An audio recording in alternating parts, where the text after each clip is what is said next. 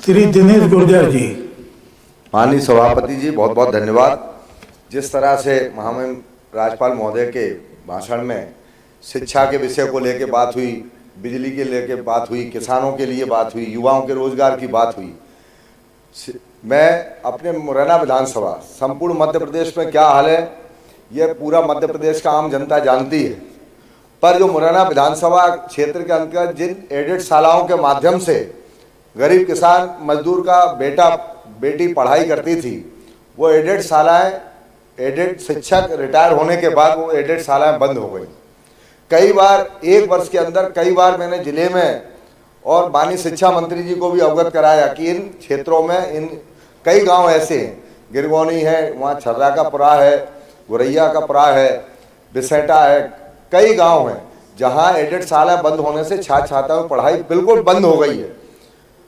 और एक तरफ मध्य प्रदेश सरकार दावा करती है कि हम बहुत अच्छे विद्यालय खोलकर सभी को शिक्षा दे रहे हैं। कई बार मैंने मांग की, शिक्षा मंत्री जी को भी पत्र लिख के अवगत कराया, पर आज दिनांक तक कई जगह एडेड शालाओं के विद्यालय हैं, भवन हैं, सिर्फ शिक्षक की व्यवस्था करनी है। पर ऐसी गूंगी बहरी सरकार मध्य प्रदेश में पहली बार देख रहे हैं कि जो बच्चों के भविष्य के साथ भी खिलवाड़ कर रही है। आज तक वहाँ शिक्षक की व्यवस्था नहीं की, विद्यालय की तो बात अलग है। मैं आपके माध्यम से मध्य प्रदेश सरकार से मांग करता हूँ कि मुरैना विधानसभा क्षेत्र में जो एडेड शालाएं बंद हुई हैं और बच्चों का भविष्य बर्बाद हो रहा है, वहाँ भवन बनाकर और वहाँ विद्यालय शिक्षक की व्यवस्था करके विद्यालय खुलवाए जाए। अभी हालात ये है मध्य प्रदेश के अंदर भी होंगे, मुरैना जिले के अंदर हालात ये हैं कि अगर किसी सामान्य व्यक्ति ने अपने घर में दुकान बना ली है तो दुकान का कमर्शियल टैक्स तो लिया जा रहा है, उसके साथ साथ पूरे मकान पे भी कमर्शियल टैक्स लगा दिया और पूरा जो अवैध वसूली का काम विद्युत विभाग द्वारा हो रहा है।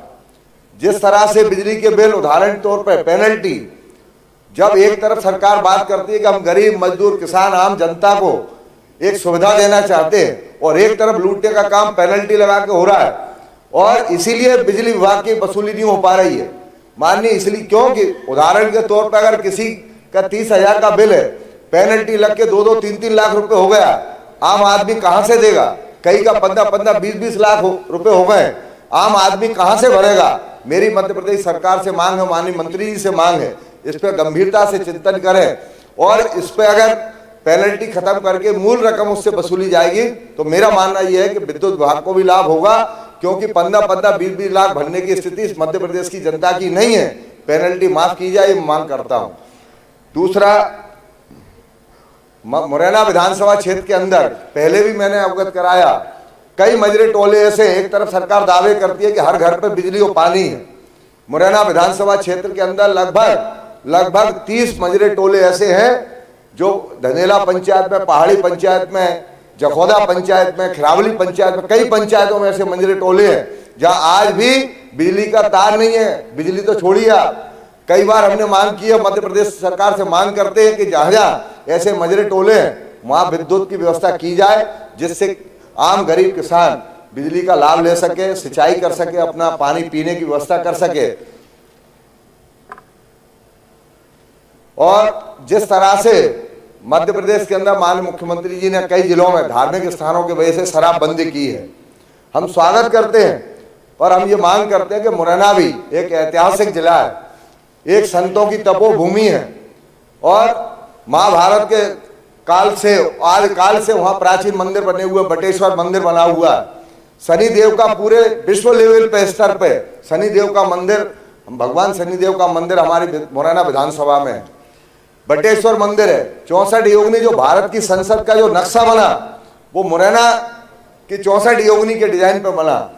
और कराय धाम आश्रम, हमारे संत श्रोमणी हरिगिरि महाराज जी द्वारा शराबबंदी को लेकर लगभग कई वर्षों से काम हो रहा है। पंचायतें गांव गांव जाके कर रहे हैं कि कैसे भी नशे से मध्य प्रदेश के नौजवानों को, जनता को छुटकारा मिले।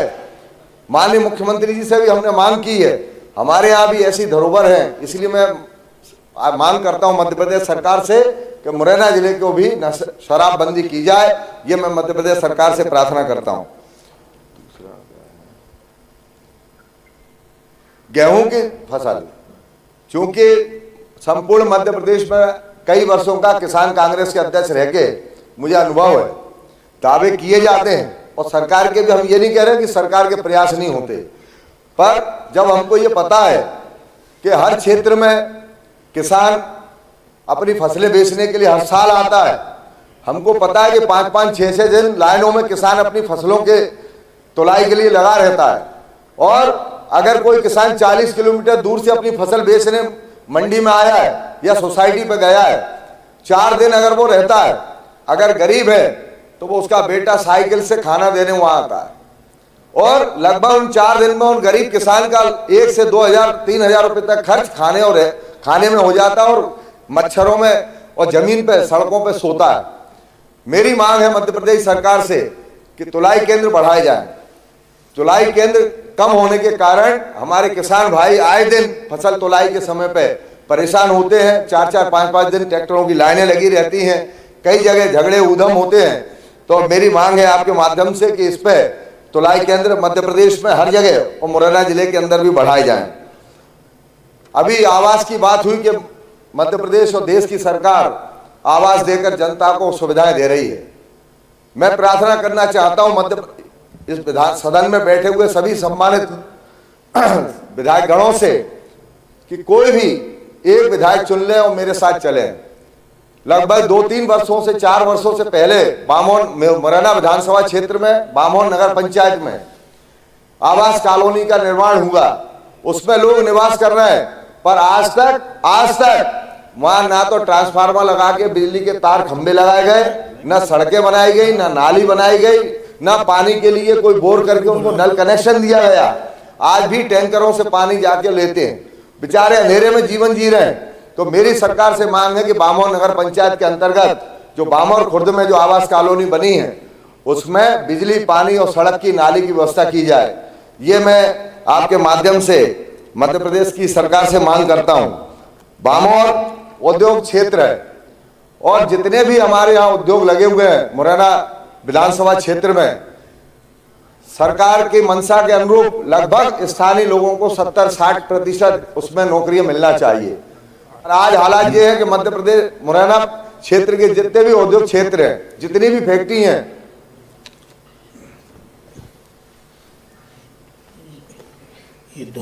फैक्ट्री हैं, उनमें स्थानीय नौजवानों को रोजगार नहीं दिया जाता।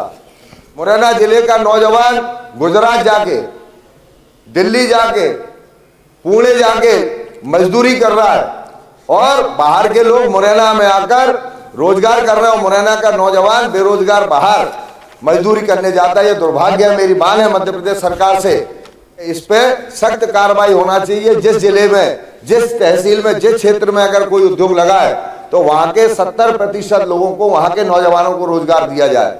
ये मैं आपके माध्यम से माननीय अध्यक्ष महोदय सरकार से मांग करता हूं।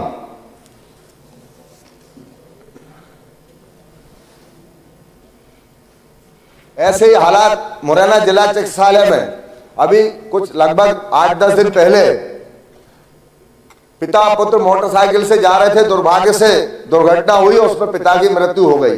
बेटे को जब लोग अस्पताल लेके गए तो इमरजेंसी में कोई डॉक्टर नहीं, एक्सरे के लिए 2 घंटे तक बैठा रहा। जब हम फोन लगा रहे हैं पता लगता है कि इमरजेंसी में डॉक्टर ही नहीं है।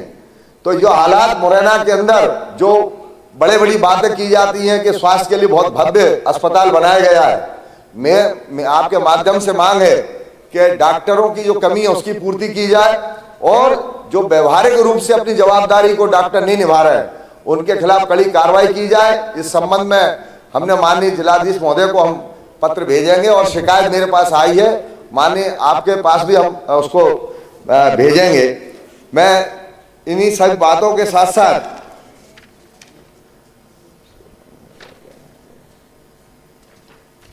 एक प्रार्थना करना चाहता हूं।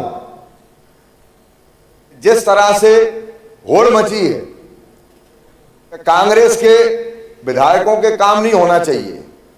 मैं अपने सभी परिवार, ये परिवार है, इसमें चाहे वो भारतीय जनता पार्टी के विधायक हों, चाहे कांग्रेस के हों या हमारे कोई अन्य दल के हों, सब एक परिवार के रूप में मध्य प्रदेश को न्याय देने के लिए और विकसित करने के लिए, अधिकार देने के लिए सब आए।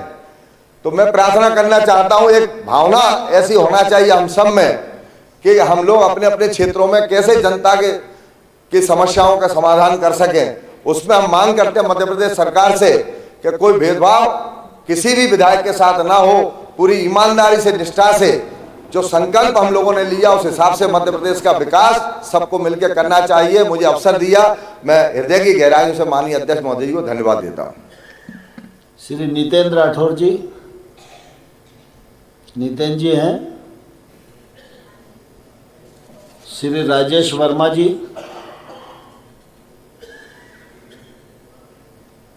श्री प्रदीप अग्रवाल जी,